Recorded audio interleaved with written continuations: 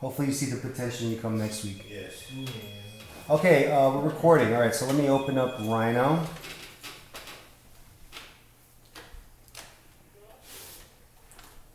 All right, guys, today we're going to make a eternity band, a basic eternity band. I'm going to walk you through the steps. I've given you a few, what can I say, sample objects. So what I did is I'm going to import it in by going under File, Import. We call it Diamond 3mm size 7. So let me explain to you what we have here. Okay. Let's go to perspective. All right. So what we have here, this curve here is a finger size 7. In millimeters, that is going to be. Let me click to the quad. Snap to the quad. Snap to the bottom quad. I'll go to the, okay, snap. So it's 17.3 millimeters in diameter. That is a finger size 7. Okay? Finger size 7. All right. This over here is a 3mm diamond, as you can see it. It's a 3D model of a diamond. It's a round. We call that a round brilliant diamond. And this orange object is a cutter. I'm just going to give you the cutter today, but I'm going to show you how to make one as well. So the way we're going to make one, we're going to go to the side view here, and I'm going to take not the interpolate curves. We're going to take the one that is straight, which is this one right here, polyline, okay, which is this one over here. It's on the top left side. It's just a straight line.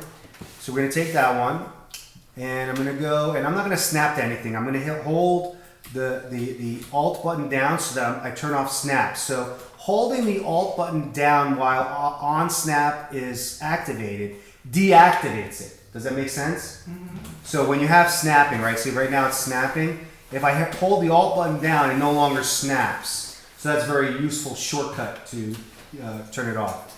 So with this, we don't need to be super accurate. So we're just going to be, instead of being precise, we're going to just be accurate. So I'm going to left click here. I'm going to scroll down. And I'm going down to this point over here, holding the Alt button down still. And now I'm holding the Shift button, so I'm coming straight down.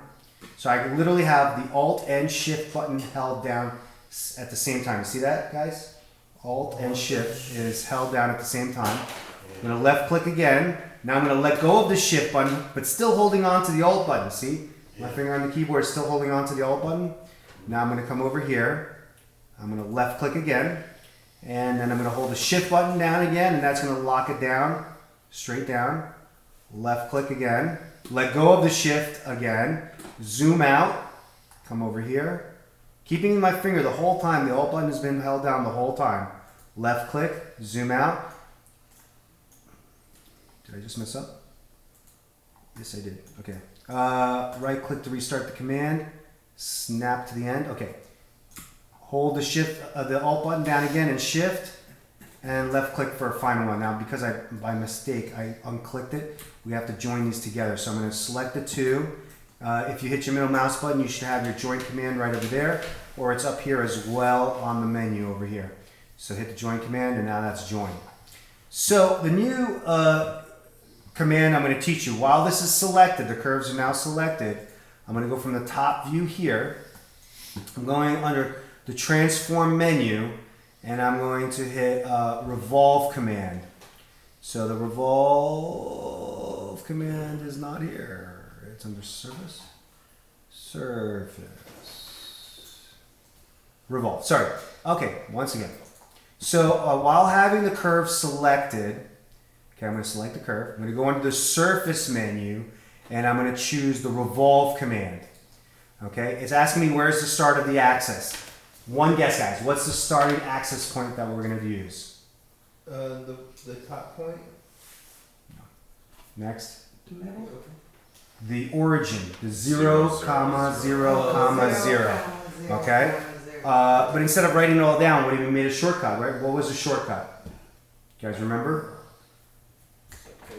F4. F4 was the shortcut. Okay. All right, so now we're gonna hold the, I like holding the shift down, and we're just gonna snap off the model with a left click. Now it's asking me for the next rotation. We're just gonna click on full circle. Oops, I did the wrong direction. Boom, 0, enter. What am I doing wrong here? Why is this not working? Zoom, get out here, and then it should be full circle. Why is it going that way? All right. So, like I said, there's many different ways of doing things in Rhino. So I'm going to do it a different way. Sorry. I'm going to choose a circle command. Go from the center, and I'm going to make another one. Outside of it is fine. You can go inside, whatever. Just as long as from this top view here, if you see from the top view, I'm going to left click on it and we have a circle. This new command that we're going to use this actually quite a bit today is called the sweep rail. We're going to sweep one rail. So we're going to choose that curve that we made. Where is it? Here. Let's go back to this view here. Right here. Okay, so we have the curve. All right, so there we go. So I selected the curve. We go under surface, sweep one rail, and it's asking me for the second rail, and we're going to choose this one right over here. Right click. Oh, what the frick? Something's not right here. Did I make a mistake? It is not really connected. Something's not right. How about this? Let me try. Guys, give me a second here. Let me just try to figure this out. Just try making it smaller. I go surface, sweep one.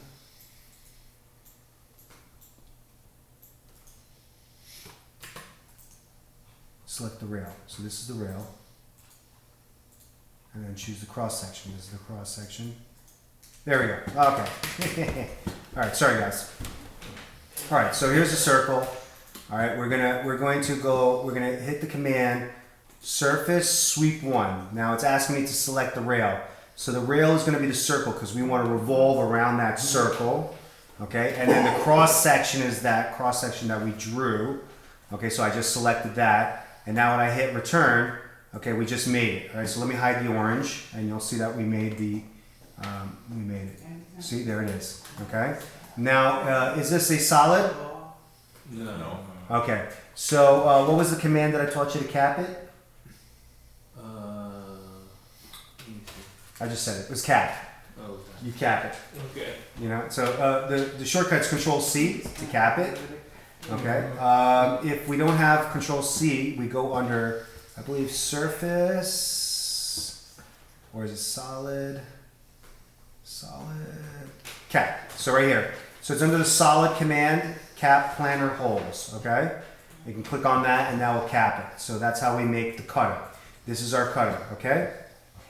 Next, over here I gave you a cross section on the bottom. See down here, this orange is the cross section. That's the cross section of the Eternity Band shank. Okay. So if we draw a cross section here, we could draw one with cutouts. So I'll give you an example where I will snap here and draw like a little wedge, and then I'm going to trim that wedge. Okay. So now that cross section is going to revolve around our finger size and create that groove. So we use, remember to join, you have to join the curves after cutting them. So now it's one closed curve. If you do, you cannot have open curves, it has to be closed curves. Okay. So when I choose to do the sweep one, we go surface, sweep one rail. I'm going to zoom out so you can see a little bit better. We're going to choose the rail. That's our rail. And we're going to choose the cross section, which is the one we just made. And when I right click, you'll see that the groove has been cut out along the ring. See that? Okay. Yeah. So however you draw this cross section here, you can change it according to how you want to. So you can do like different kinds of bands with, like, say, cut out grooves on the top. That probably makes more sense actually, so I'll show you what I mean by that. So it'd be like on the top of the ring. There'll be Right, so this is the top of the ring here. This is the inside of the ring here because this is the rail. See, that's the finger size rail. So that's the inside of the ring. This is the side wall. This is the other. And this is the top of the ring. Okay. So if I was to draw those cutouts again, down here. So the 1, 2. Let's go say like here. Go straight across. Go here. Here. Okay. And now I'm going to go to this right view so you guys can see it better. Select it. What command do I use to break or something? trim? Trim. Right. Trim. Click here, here, here, here, here. And when I'm done, I right click. What's the next thing I have to do? Revolve. Join. Oh, okay. Join it. Okay, it's joined. Now we're going to do the sweep one rail. That's the command. You should write it down so you remember it. Sweep one rail. Surface, sweep one rail. Choose the rail, which is the finger size. Now it's asking for the cross section. You see where I know it's talking to you at all times. Select cross section curves. Left click on it. Right click to end the command. And now you have those grooves going down the middle of the ring. Okay? So that's something you guys can play around with, but in the meantime, what we're going to do, we're going to just sweep it as is. So we're going to take that command again, surface, sweep one rail, choose the cross section that I gave you, right click, and it's giving its direction of the seam, which is fine, then right click again, hit OK, and you got a solid shank. And actually, a lot of jewelry rings start off this way. They start off as solid pieces of metal, and then we take away the metal to make a ring. That's how we hand make a piece of ring. We use subtractive methods. Okay. Before you guys start, just wait. Let me go through the whole thing, and I'll walk you through like we normally do. All right, guys. So now I'm going to go to the front view here. We're going to take that cutter that we have, right? I'm going to bring back the orange one just because it makes it a little easier to work with. All right, so I'm going to delete the one that we made. All right, so you're going to left click, drag a box around it, select it. Okay, I let go. Now I'm going to left click once. You see now I'm able to move it if I hold the left click down. Hold the shift to lock it to go straight up. Okay, so I'm holding shift to lock it to go straight up. Okay, so let me zoom out a little bit and then pan it down. Shift it, bring it up, and then I'm going to bring the diamond to approximately there. I'm just eyeballing a little bit. You can see where the girdle, we call this the girdle. This is the part of the diamond that gets pushed into the metal, is just below the top of the metal. Okay, that's a good spot right there. Okay, so I just dragged it up. That's all I did. Now I'm going to teach you a new command. Okay, guys should write this command down. Under transform, the command is called array, and we're going to go what's called polar array. Polar array. Okay, or array polar. Now I had the object selected already, so it knows that's the object we're going to polar array. Now it's asking me the center. What do you think the center is? 0. Yep, F4 for 0. It's asking number of items. I did 22 the last time. I think that was too many. I'm going to do 21 items. Okay, it's asking me number of items, 21. You hit return. Now it's asking me the direction. If you hit return again, it does 360 degrees. And there you go. So now you have 21 objects going around. It's still not done yet because you still can offset, you can do a bunch of other things. We don't want to change anything. We're good as is. So we're going to right click or we're going to hit return to end the command. And there you go. Now we have repeated the pattern all the way around. Our cutters is the orange and our diamonds are still there. I'm going to show you under ghosted view. You can still see the diamonds are there. And that's where ghosted view becomes very helpful, is this kind of moment. Now you can see your diamond is there. Okay. Back to the front view, and if you remember correctly, after the beginning of class, I was showing you that I like to do these scoops, the scoop cutout. So we're gonna make the scoop cutout right now. One of the ways I could do it, you can either use a circle or you can use a ellipse tool. Let's just go with circle because that'll be the easiest. I click on the circle. I hold the Alt button and I just eyeball the center of that line. You see that line? That's the center of the whole thing. So I'm just going to start right from the center, and it doesn't have to be precisely, it just needs to be near there. Okay. Left click, drag the circle out, and let go. And now I'm going to manipulate the circle. I'm going to bring it down and make the scoop maybe a little wider. So the way I do that is I make sure I have center selected in my snaps. Center means the center of the circle. That's what center means. Before we were snapping to the end or the quad, now we're going to snap to the center of the circle. And this is a very important command. We're going to go under transform and we're going to scale one dimension, one direction we're going to scale. Click on that. Now it's asking me the origin point. So we see that? Where's it snapping to? To the middle. The center of the circle. So now I left click. Now the next snap that I do is the direction I'm going to actually go. So I hold Shift Alt down. Why do I hold the Alt button down? So that it'll go straight out? So I don't snap to anything that's going to take me into a weird direction. Because sometimes you're thinking you're on that plane, but really you're actually off the plane. You're not exactly on the plane because you're snapping to some point on the model. That's why I hold the Alt down. When I hold the Alt button down, I know I'm on this plane here. I know it's on that plane. I'm not snapping to anything. And I hold Shift, and then now you see it's locked into the one direction. All right. Now I hit the button, the left button, and I drag it out. Then I hit it again, and I'm done. Okay, and now I dragged it out. Now, how do we extrude? We have it selected. What was the command for extruding? Extruding? You, the E. Control E. Yeah. Control E to extrude. Do we want to go both directions?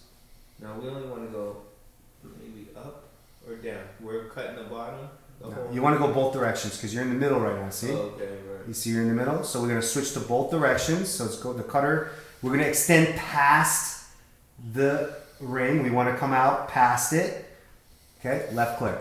All right, and then we had solid selected, so that's good. So now, when we look at it, we have a solid object here, right? So usually for these cutting tools, what I do is I change the layer. So I'm going to go under layer, and I'm going to choose this object, and I'm going to right click on a layer, and I'm going to say change object layer. So you see it change to green color? Mm-hmm. That's really cool because now I can see it. And it makes it easier to select just those objects. And that becomes very helpful as you start to model. All right, what do you think is next, guys? What's the next thing we're going to do? The polar array. Very good. So we're going to go into the front view. You got to do it from the front view. If you do it from the top view, it's going to rotate like this. You want it to rotate this way, so we want to be in this front view. Got it? Mm-hmm. Does it make sense? All right, so now I'm going to go to the front view. I have the object selected. Transform, array, 21. Polar, from the center, which is F4. And it already has 21 entered because that's what we did the last time. It remembers that. Right click. It's saying 360 degrees. Yes, right click. And then we're going to say, yes, we want to keep it, right click. Now we did it. So now we have a really cool monster looking truck tire. See that? Yeah. Isn't that kind of neat? Like Legos. It almost looks like a flying saucer. Right? Oh yeah, Legos. I love it. All right, guys. Next thing we're going to do is we're going to use the command Boolean Difference, right? So I'm going to start without selecting anything so you know the steps, okay? So Boolean Difference, you have two ways of getting to it. One is under solid, and you come down to here and it says Boolean Difference right here. See, it says the word difference. That's one way of choosing it. Another way is you have the little icon here. This is Boolean Union. How do I get to the rest of the commands? Left click and hold. And then if I left click on the top of this, you're able to move the palette around. So it's the second object, Boolean Difference here. And then we usually have what we call our middle mouse button where we can store our favorite commands. But what I like to do is I use Control D. Okay, that's my shortcut, Control D for difference, Boolean Difference, Control D. So the first thing is asking me, choose the object you want to keep.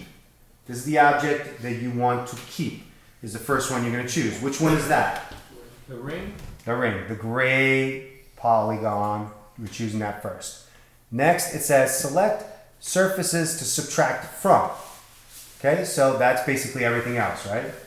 So we have a couple of ways of selecting that. One is going to the side like this, left clicking and dragging, selecting the green, and then right clicking to activate it. Oops, did I do it? Did I mess up? All right, hold on. Control D, choose the object, go to the side.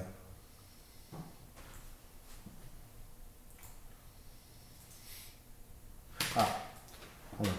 Control D, choose the object.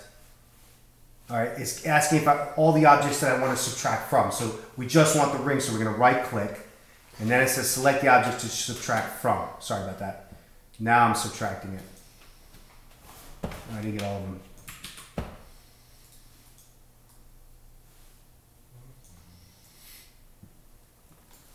I'm a little rusty, guys, I'm going to tell you. All right, so here we are. We subtracted the green objects. Oh, okay. So it cut that. Cut it out. So now we're going to do the same thing with the orange. So we're going to choose that. Control D. All right. Right click to Control D. Choose the object. Right click because that's the only object we want to keep. All right. Now you can individually select all the orange ones. That's one way of doing it. Or you can go under the menu over here and right clicking just on the object layer and say select objects, and it just chooses all of them under the orange menu. That's another shortcut. Okay, right click. Boom, there you go. So now we have our diamond ring. And this is like what we call a bar set. So we don't even make the prongs. This is bar set. The setter pushes in, hammers the metal, and actually it's a really cool design because it doesn't have any prongs. So this is actually a very desirable ring. This would sell. I could sell thousands of these if I had the right money and distribution and right. So yeah, it's a cool ring. You know, the holes under so it can breathe. So I usually do square holes, and I'll show you that next time how to do square holes. But I think this is good enough for today to get you started because this is a lot of commands, and I'm going to go one at a time over it. Okay. All right, guys, let's get cracking to it. Can you engrave things into that on ZBrush, like if you wanted to? Yeah, you could. All right, let me just